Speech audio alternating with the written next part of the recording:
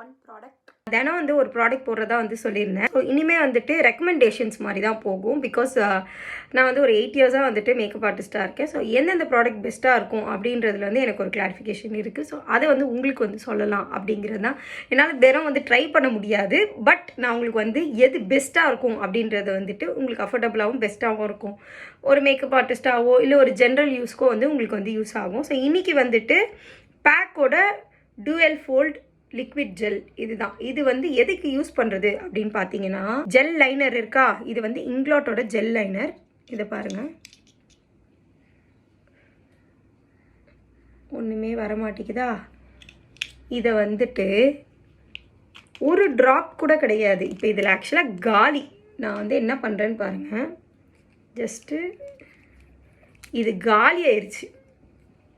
So நான் இதை இப்படி யூஸ் பண்ணுறேன். ஆனால்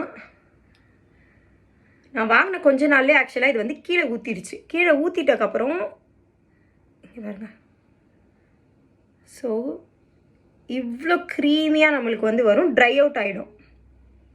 பார்த்தீங்களா, நல்லா ட்ரை அவுட் ஆகிடும்.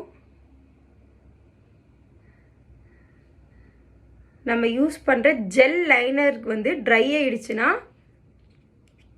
சீக்கிரம் தூக்கி போட வேண்டாம். இனிமேட்டு இந்த டூவல் ஃபார்ம் வாங்கி யூஸ் பண்ணுங்கள். ஸோ இன்றைக்கோட ப்ராடக்ட் ரெக்கமெண்டேஷன் வந்து இங்க்லாட் ஜெல் லைனர். இதுவுமே செம பெஸ்ட்டான லைனர். உங்களுக்கு வேணும்னா வந்துட்டு யூஸ் பண்ணலாம். மோர் தென் 24 hours மேலே வந்துட்டு நீங்கள் வேணும்னா வச்சுக்கலாம். அப்புறம் நீங்கள் ரிமூவ் பண்ணுறது மட்டும் வந்துட்டு ஒரு ஆயில் பேஸ்ட் கிளென்சர் வச்சு ரிமூவ் பண்ண தான் முடியும். ஸோ அண்ட் டூவல் ஃபோல்டோட பேக் இது இங்க்லாட்லேயும் இருக்குது. நான் 3மே நான் வந்து அஃபிலைட்டில் கொடுக்குறேன், செக் பண்ணி பாருங்கள்.